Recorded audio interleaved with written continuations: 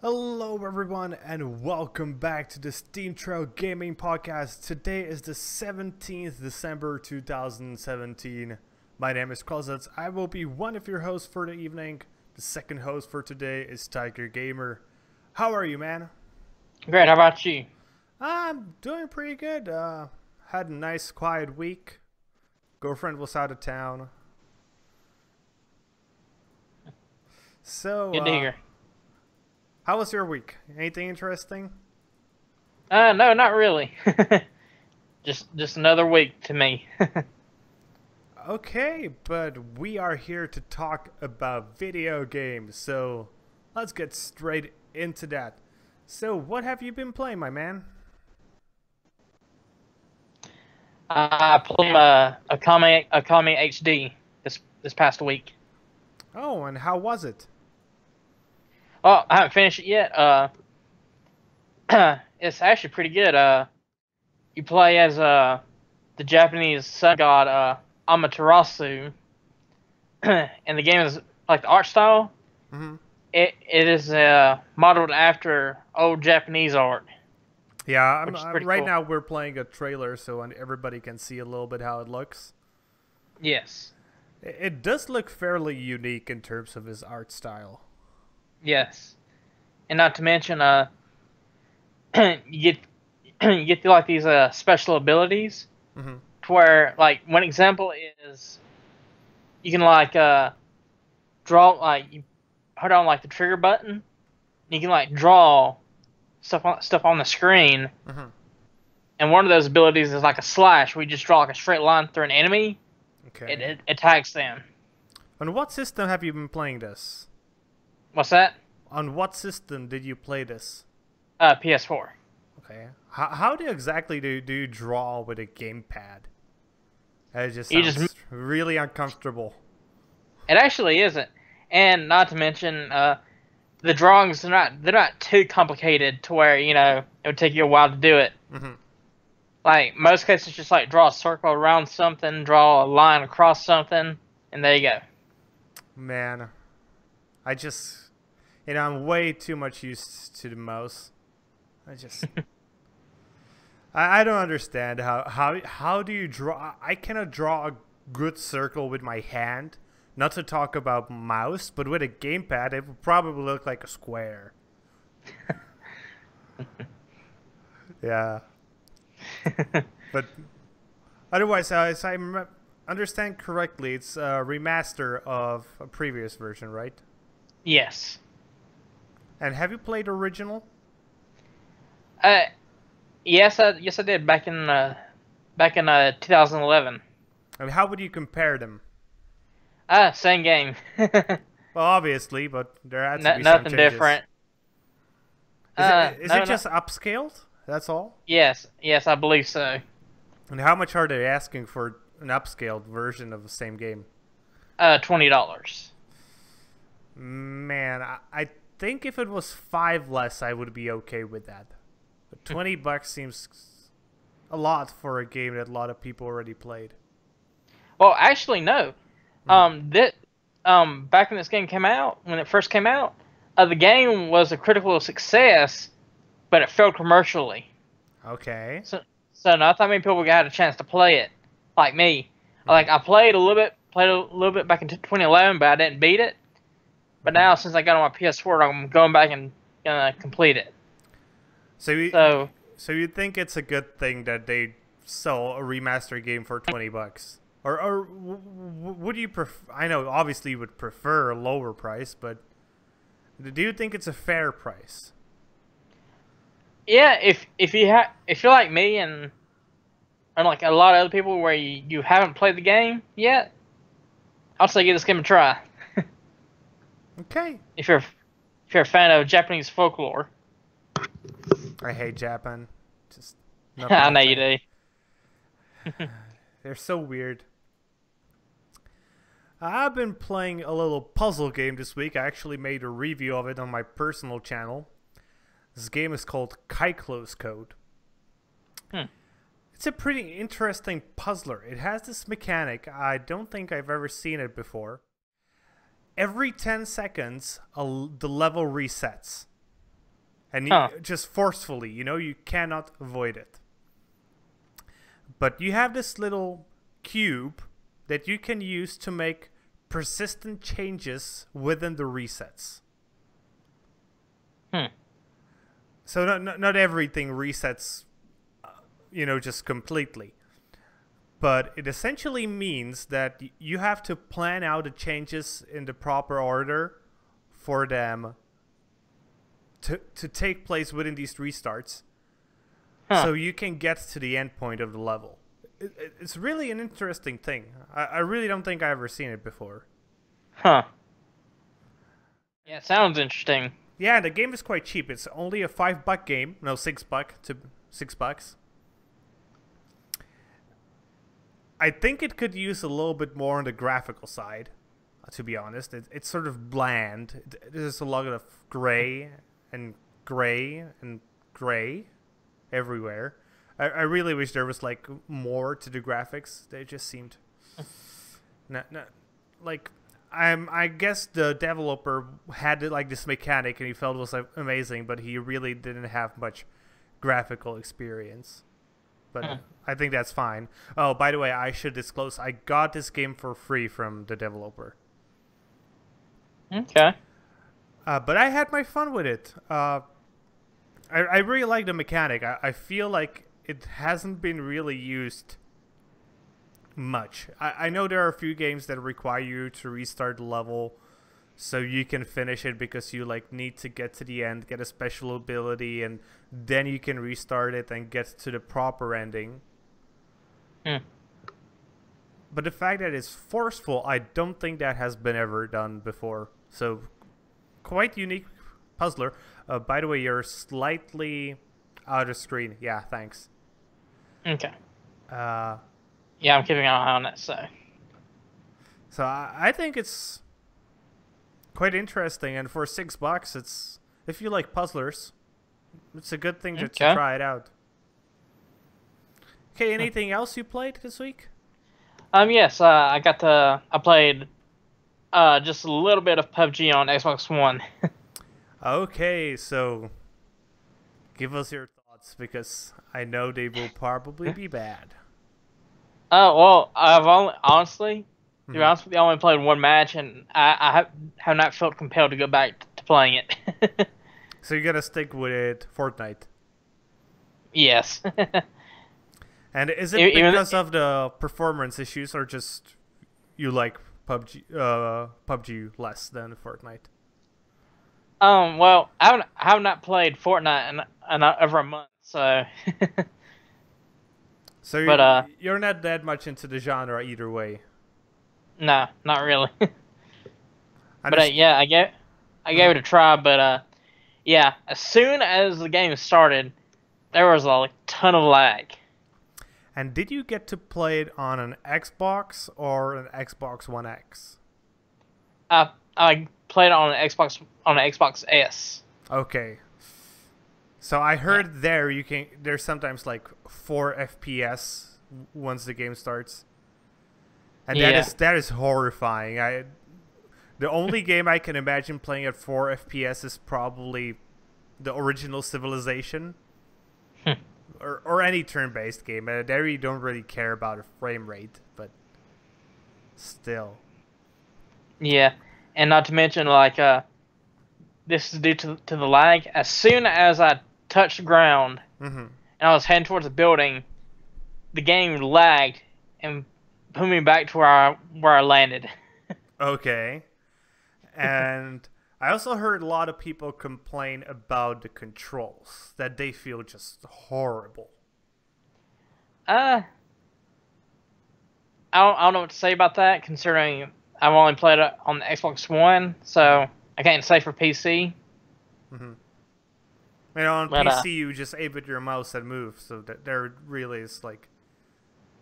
Yeah, but for me as a console gamer, I would prefer controller over mouse and keyboard. Yeah. Okay. You got anything else to say about this? No. So, Sure don't. interestingly enough, actually this week, NVIDIA, the graphics card manufacturer, they released a little, like, it wasn't exactly a spreadsheet, but it was essentially a spreadsheet to what graphics cards use with PUBG so you get good frame rates. And it was quite fascinating how horribly the game is optimized. So if you want to play at 1080p with above 60 FPS at high, that's not even, you know, the highest setting because there's still ultra, you need a 1060. That's about a $320 graphics card. But that's like the slightly above mainstream level graphics cards. You could even call it mainstream, I guess. But if you want to play at 2K at high, you need the graphics card I have, which is around $450 to $470 graphics card.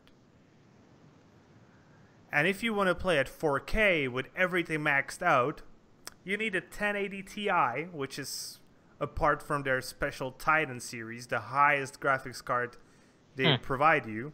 And you know, the Titan, the newest Titan is $3,000, by the way.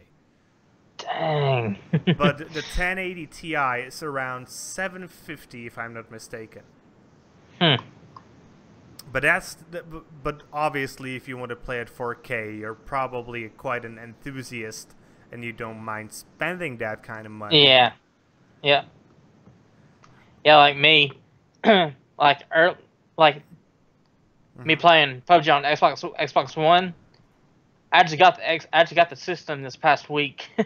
Okay, so you and me personally, I was choosing either between the 1S or the X, and I was like, you know what? Because, you know, if you want to play 4K games, you know, the file sizes of the game are a lot bigger. Yeah, textures, etc. Right. Yeah, and I was like, you know what? I don't care that much about graphics. So I was like, I'm gonna go with the 1S. Yeah, I really think not the mainstream isn't really ready for 4K gaming on consoles. Yeah. Because do you even have a 4K TV? No, I do not. So if you wanted to play at 4K, you would also have to buy a 4K TV. Yeah. Yeah, true. And while those are getting closer to normal price ranges, they're still not cheap by any sort of means. Yeah. And also, there is not a lot of other 4K content available. Yeah. There, obviously, if you go to new shows from Netflix. So, I can imagine, you know what would I love to see in 4K? What's that? The new Grand Tour. You know it? The new Grand Tour? Yeah, that Grand Tour is, you know Top Gear, right? No, I do not. You don't know Top Gear. You're not a car enthusiast, I see. No, I'm not. Yeah, so it's pretty much the show where they like take the cars that cost like each is $3.5 million. Dang. And they just like test them, and it's pretty much car porn. And you know, they have a new season right now out, and this one is on Amazon. And in the first episode, they were competing in a race in Switzerland, and there are three. What was the word? Not moderators. The people who you know, like are the hosts. There are three hosts, and each of them got a car just to drive around in Switzerland. And it was, one of them had like some electric car, one of them had a hybrid, and one of them had a purely car for, you know, oil. And all of them were like supercars. And the one who had an electric car managed to crash in the race. The car burned for 5 days. Dang. Because the batteries there are these cells in the batteries. You know that, Mhm. right? Yeah. And one catches fire, it burns out, and then the other one catches fire. It's not like they catch all fire at the same time, but it's like a really slow chain reaction. It was burning for 5 days. It stopped burning, and then it started burning again because another cell started to burn. But luckily, he didn't die. It was a pretty horrifying crash. Like, yeah, but we're not here to talk about cars, so it's just slightly off topic. Yeah, but yeah, in all honesty, I'll say one of the biggest drawbacks for me for 4K gaming right now is I mainly buy digital games, and 100 gigs for one game, for a 4K game, no thank you. Yeah, for me personally, it's not really a big deal because I'm sitting on 100 meg internet on fiber, so yeah, I don't really care. And I could even get like a quicker internet if I wanted. I could go up to a gigabit. But I understand that if you're sitting on something like what's your internet speed roughly? 12 gigs. You have 12. No, 12 megs. 12 megs. I was like 12 gigs. What the fuck do you have?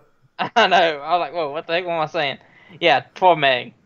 Yeah, so if you were sitting on a 12 megabit internet, then I can understand the thought of downloading a game overnight and probably not being done with it in the morning is not something that is particularly...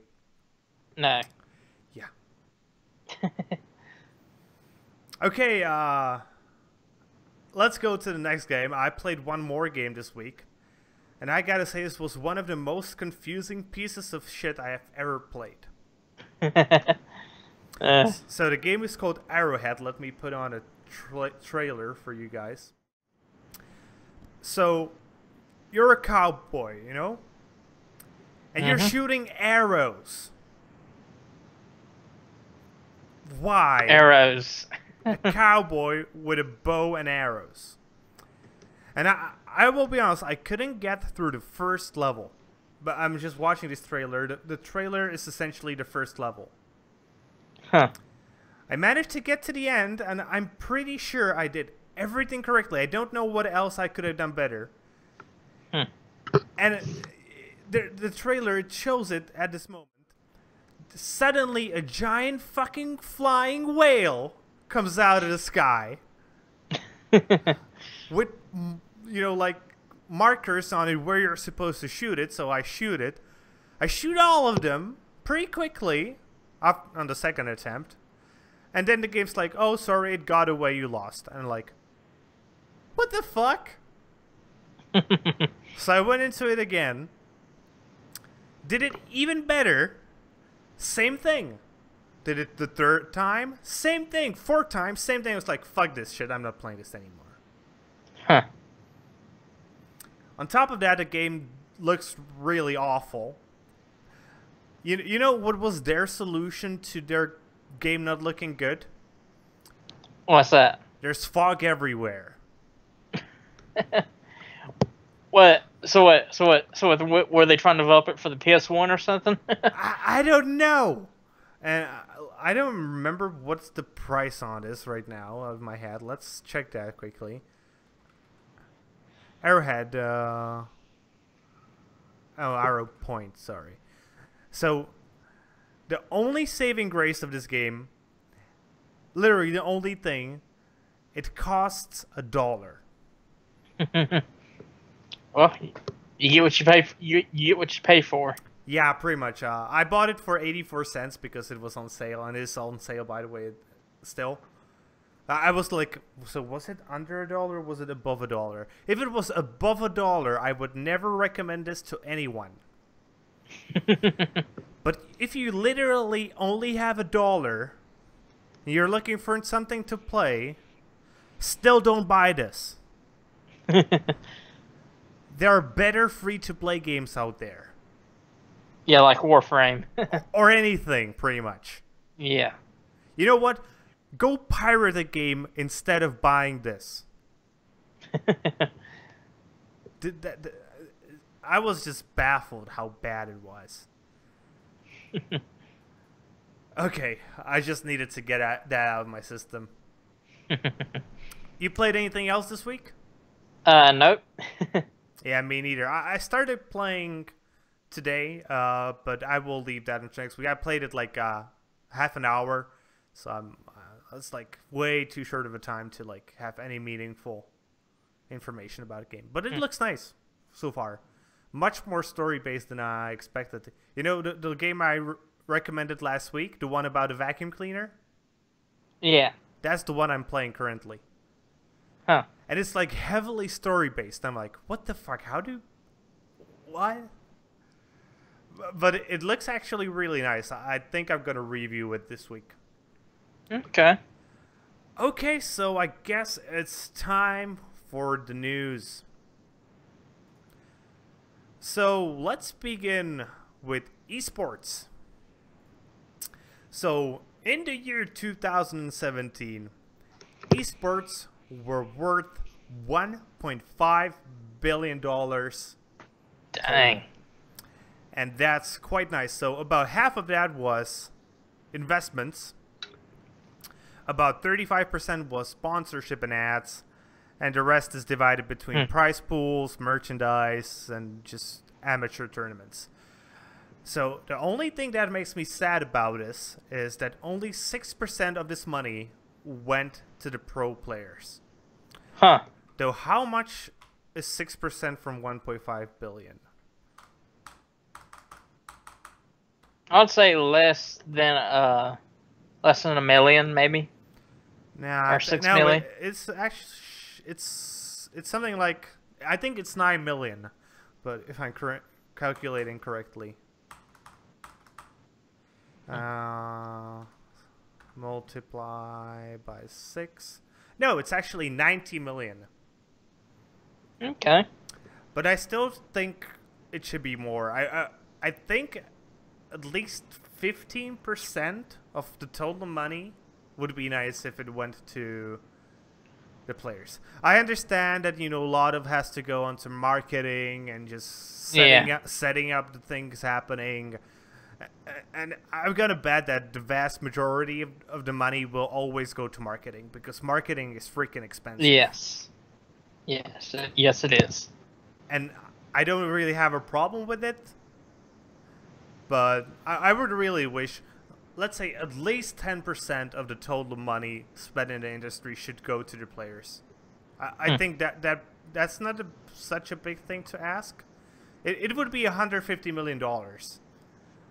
So yes, it would be almost a 100% increase to what it's currently, because if you go from 6% to 10%, it's a big increase. But still, considering how much money the companies who do the sponsorship have, is it that big of a thing to ask? No, not really. You know, just put little like notes into the contracts that would say at least 10% of the money we are giving you will go to the player. Is that too hard? But No. what do you think of the esports market? Do you think it will become the next big thing? There's a strong possibility in that. Which also we'll just have to wait and see. There's a lot of people. You're again sliding slightly off screen. Oh yeah. Okay. Thanks. So I hear a lot of people talking about, so esports will be bigger than sports one day, and they will just make normal sports die off. I'm like, always, No. why would that even need to be the case? Yeah, really. And so-called normal sports, just, you know, sports, can peacefully live together. Yeah. Because there will always be people who will be physically gifted. There will be always people who will love to watch the physically gifted. And there will always be people who are good at games, and there will always be people who will love to watch people in games. And there might be even a point where these two sort of collide, especially the people who love to watch them. Yep. But the need to say, so esports will destroy, I don't know, let's say League of Legends will destroy football. I'm like, Not a no. chance. Oh, sorry, you thought I was talking about American football, right? No.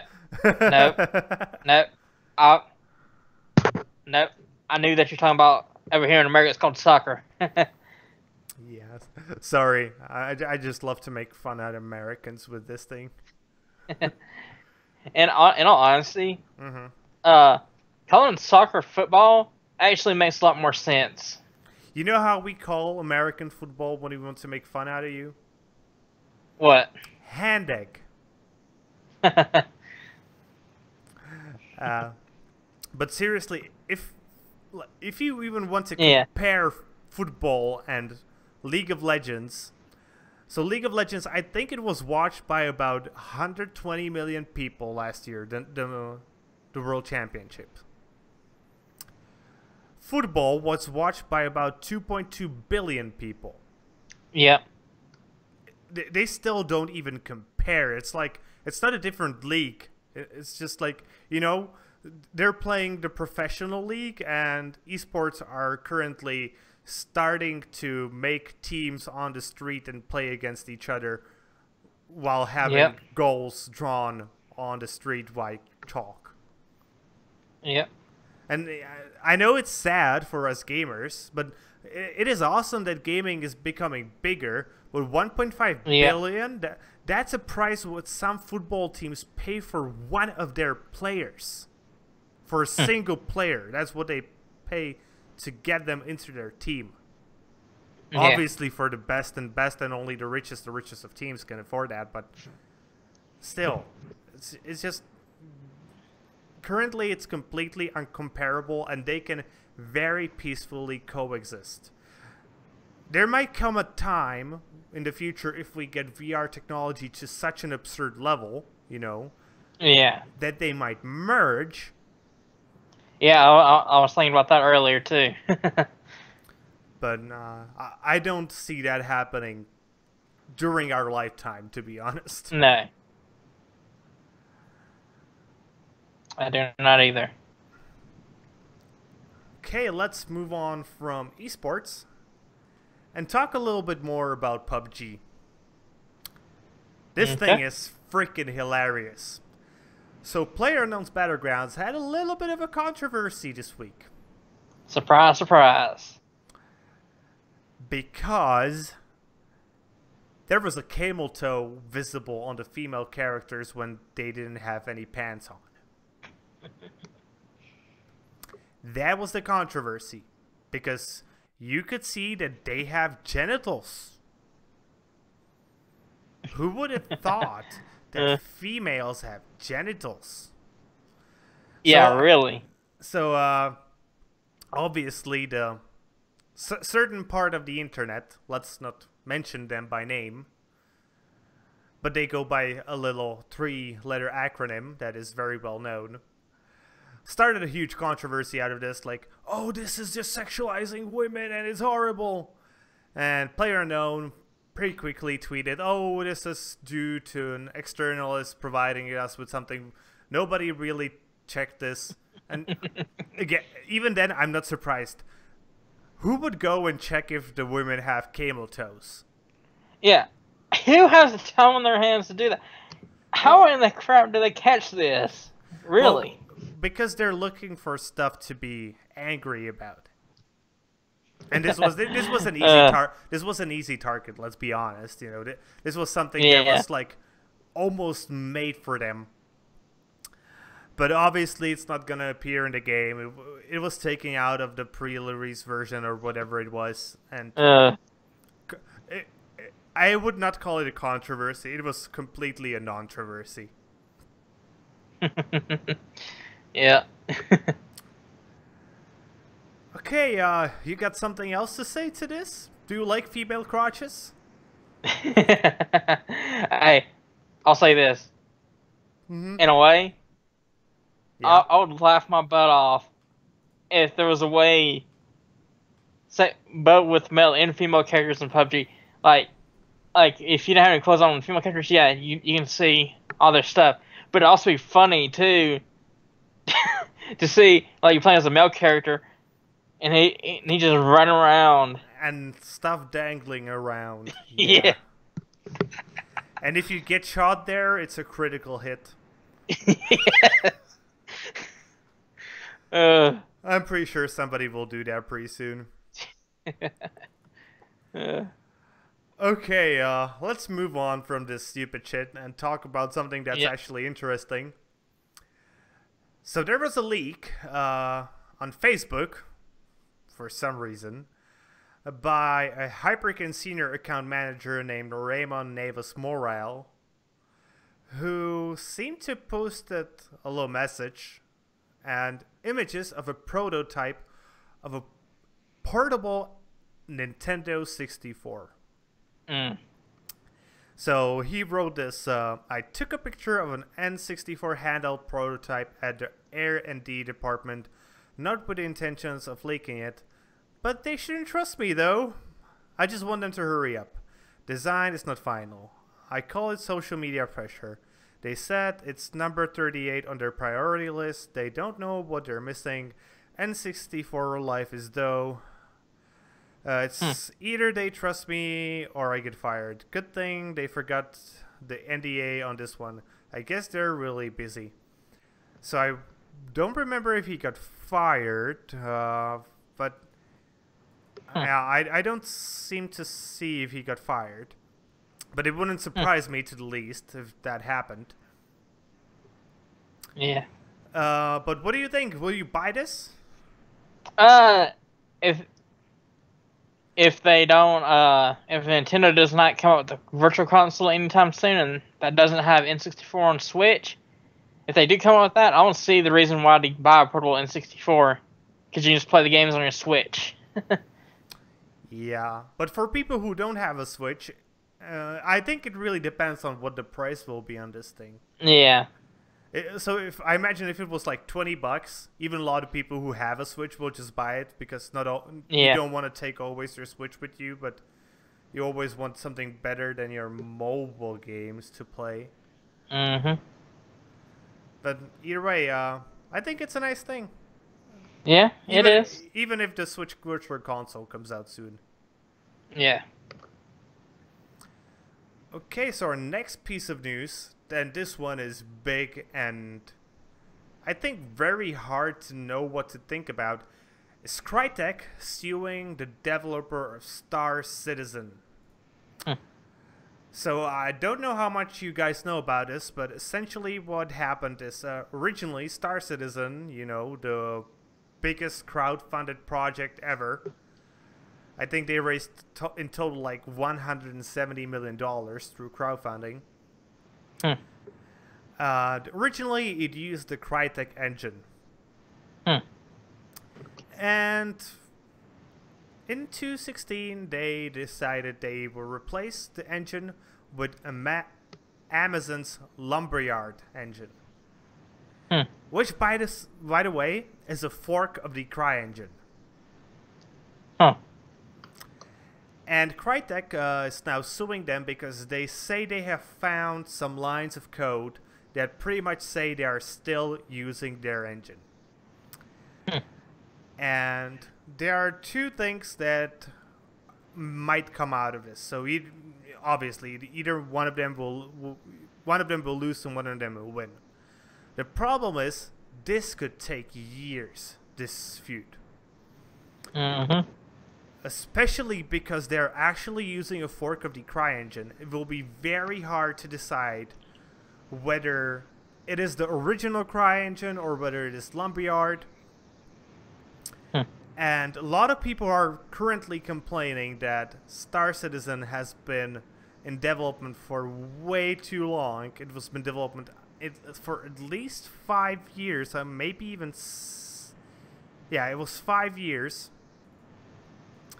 And some people have even started to say, we want our money back, you know, the crowdfunders. Yeah. And started suing Crytek as well. Not Crytek, the Star Citizen developer. And the fact that they might have to postpone the official release of everything until this feud is done, which could take years to be honest, might just bring this amazing looking game just to a downfall. And I'm really afraid that that will happen. Hopefully it won't. Yeah, hopefully not, but who knows? There was a little bit of development on this side during this week where court documents say no, they don't say, they imply that there was some weird shit going on both sides. So both Crytek and Star Citizen's developers were probably somewhat not nice to each other.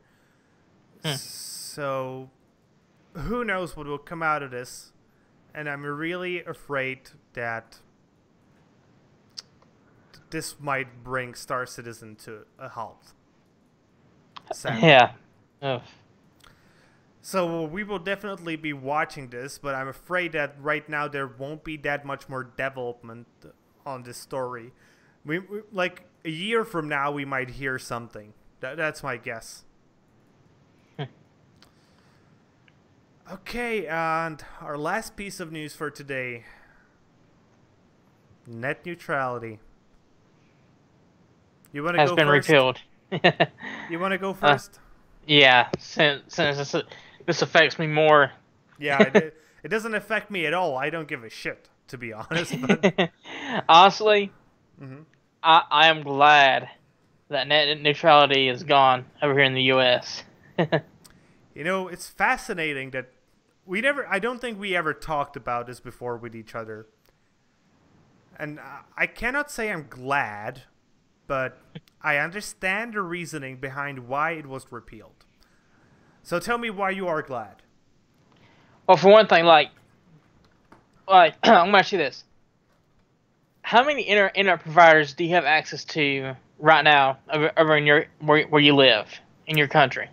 Oh, here in Czech Republic, we have over 3,000 internet service providers. Okay, how about in your area where you live? I personally could get at least 4, maybe 5. Okay, well, see over here, in the net neutrality has been around for like 2-3 years. You know, before net neutrality came around, we had a lot more choice on what ISPs we get to have. Mm-hmm. Whereas now, like where I live at right now, before net neutrality came along, we had a lot more choice on what providers we want. Mm-hmm. But now, we only have one choice, and that's with AT&T. Yeah, that sucks. Yeah. Not having a choice is like a consumer's nightmare. Yes. And not to mention, like, you know, like how a lot of people are like worried, if net neutrality goes away, ISPs will be able to block content. Mm-hmm. Honestly, what is stopping companies from doing that now? Well, technically net neutrality, but... Yeah, but what I'm saying though is like, you know, like on YouTube, how YouTube demonetizes content because it's not advertiser friendly. You know, but that's a different thing. Yeah, I know, but I'm just saying. And also, another thing too is like if they do start doing that, we have more choice. Like let's say AT&T starts doing that crap, and another ISP comes into town and sets up shop, and they have much better pricing, and they do not block the content. Well, a bunch of the customers that have AT&T here, they're just going to move over to the better ISP. Yeah. That was pretty much my point when I was talking to my friend yesterday. I was saying, like, you need more competition, not more regulation. Yes. But what I was mainly using as an argument, so net neutrality works very different in Europe than it did in America. We do have net neutrality laws. but they essentially say only one thing. ISPs cannot block or slow down content, and that's literally all the law says. It doesn't say anything about providing, for example, fast lanes. So here, internet service providers can provide fast lanes. So, and on top of that, they don't usually do that because not a lot of people care about having faster access to one thing over the other. Yeah. I think the only one who does that is a company called UPC here in the Czech Republic. I don't know if you know it. Nope. But they are an internet and cable provider in big cities usually only. And they provide easier access to their own cable. You know, so you have, let's say, 10/10 to internet and a 50/50 to their content. But what is happening quite often are special data plan packages. Yeah. So, for example, this is actually pretty recent. Vodafone started offering these two things called a social pass and a media pass. So I, for example, actually have Vodafone. And I have about a 1.5 gigabyte data plan on my mobile because I'm not very often off Wi-Fi. I don't really need more. So I just have this thing and it works perfectly for me. But let's say right now I could actually go to a smaller data plan. Let's say I could probably live with 250 megs because the vast majority of my data is consumed by music. You know, I have a Google Music subscription because it was the earliest one available here and I just got used to it. Yeah. So, and this media pass that costs like $4 says that you can stream unlimited amounts of music through a few specific services. So one of them is iTunes, one of them is Google Music, one of them is Spotify. I think there are like two others that are specifically Czech. But that means because I consume like a gigabyte of data just purely through music a month. I could now listen way more.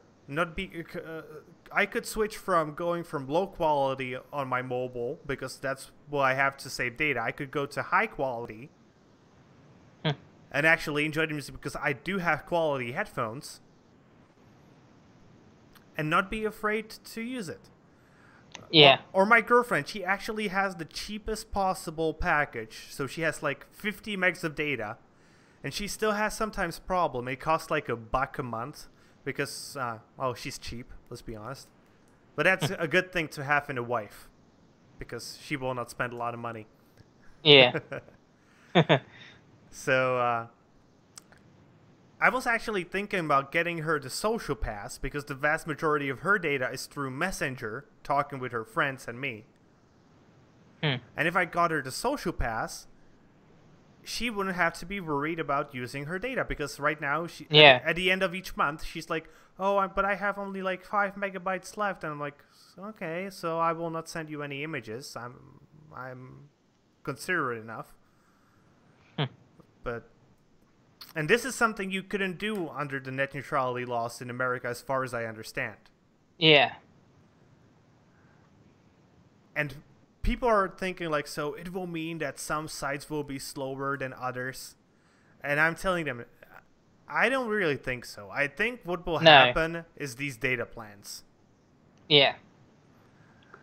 And on top of that, a lot of people were like thinking, so they will start slowing down specific websites. And I'm like, so let me ask you this. So consider you pay for a 20 megabit internet connection. And you find out that some websites that you visit are getting less than that. Isn't that a breach of contract? Honestly, I do not know. But I would say probably it isn't, because there will be some that little writing that says. But on the other hand, I know in America you have this thing called a class action lawsuit. Yeah. Yeah. Where if the judge determines these little things are essentially a breach of contract anyway, they can force the company to change them and pay huge reparations. Yeah. And I'm pretty sure if companies started doing this, a class action lawsuit would be the first thing that would happen. Like, literally within 15 minutes after it started happening. Yeah, but and also, like I said earlier, you know, having choice on which ISPs you want, you know, if a company starts doing that, they could lose quite a bit of their customer base. Yeah, that will happen as well. Like, if the company pisses you off, and if you have even a semblance of choice, then choose what's better for you. Yeah. I know we're going to get a lot of hate about our opinions. Yep. And yeah. on the end, I just want to say I understand the concerns of people. The concerns are completely legitimate. And yes. I'm gonna say I think there will be a period of time where the concerns will come true in America. Yeah. Because of the fact that you have so little providers and a lot of people don't have choice, etc., etc. But that will cause the market to become more flexible, because there will be people who will be, okay, so I live in a 5,000 people city and we have only one ISP. I could become an ISP, and if I have like 50 customers, I can make a profit. And I'm betting you he's going to be able to get 50 customers. Yep. Yeah, shoot. And I'll say this too. Like a bunch of people that are concerned about this. It was like this before, and then like, sure, like you had a lot more choice back before net neutrality came around, but back then you didn't see companies do these types of crap that people are concerned with now. You know? Yeah, because even these companies have to think about their public image. Yeah. And if they screw it up, it will. You don't realize them, but a lot of people don't realize this for some reason. I really don't know why, but these companies only care about money. Yes. And their customers being pissed at them causes them to lose money. Yep. A lot of people, I don't know, just tend to forget this. Mm-hmm. Yeah, let's go to something. We don't want to go there, but I will go there. Take a look at EA. Yes. They did something bad because they thought it will make them money. Mm-hmm. It got the customers angry, and it cost them a shitload of money. Yep, sure did. Do you think they will do it again, at least soon? They'll possibly try another method to milk money out of people. I'm not saying they will not try something new, but do you think they will do this again? Hopefully not. I'm telling you, if they do it again, they will disappear from the market. Yeah. Because people will just stop buying shit from them. And that's how it should work. If a company does something you don't like, stop giving them your money. And the argument that, oh, I only have one ISP, just get a mobile carrier to provide your internet. LTE internet is really good these days. And most of the population of America has access to it. The vast majority. Yes. Yeah. Let me actually Google what the coverage is. So, USA LTE coverage. Percentage. So LTE is available to 98% of Americans. Yeah. Just get that. Mm-hmm. It works fine, because even if you're gaming, it works fine, to be honest, these days, unless you're really going to be the best. But if you're going to be the best, then you're probably part of like the 1.011%. Yeah. So, yeah, and shit luck to you, but you're not the vast majority of people. Yeah. Okay, and that's it for the news today. Yep. Do you got any game recommendations? Well, I know you and I both got one, which is that Portal Bridge Constructor. That's something we will talk a little bit after the recommendation segment. But apart from that, do you have anything? Because I sure no, don't. Yeah, I don't either. Me neither. Next week is dead. Yeah. There literally isn't even a single interesting, for me personally, obviously, indie game coming out next week. I don't know what I'm gonna do. Well, and then we have a special announcement for next week. Next week on Friday, so first of all, this show will take next week on Friday. It will not be on Sunday because, well, it's Christmas Eve and we want to spend it with our families. So yes, screw you guys. We'd rather be with our families. But we will still do a show for you because we love you. Yeah. And we will do a special episode for you. We will be live reviewing the new Bridge Constructor Portal game, which is coming out on the 20th. It's the only game we would like both to recommend for you for next week. We're going to play it. We're going to play for 2 days and then see each other online and compare the PC and the mobile version. Yes. So be sure to tune in. Yep. Okay, and I think that's pretty much it for today, right? Yep. That's it. So let the shilling commence. My name is Kralizec, and you can find me at Steemit as Kralizec and on YouTube as Kralizec Gaming. Yep, and you can find my name is Tygergamer. You can find me on Steam at Tygergamer and Tygergamer on YouTube. Okay, and with that being said, we hope you guys enjoyed this video. If you did, please consider it and give us a thumbs up and subscribe to this channel. If you're watching this on Steemit, consider giving us an upvote and following our blog or our blogs. And be sure to leave a comment. We would especially like to hear your opinions on net neutrality. Yes. Can't wait to read them.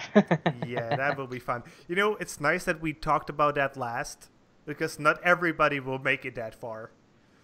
Yeah. That was the plan all along. You know, though, in all honesty, I if people do make it this far, I'm actually interested in see what they have to say about it. Yeah. Because I honestly don't care what other people think about me. So. Yeah. I do care and hope they will continue to watch our content. Yeah. But, Yeah. But I really want to know your opinions. And with that being said, so do I. See you guys later with more gaming content. Yeah, have a good one.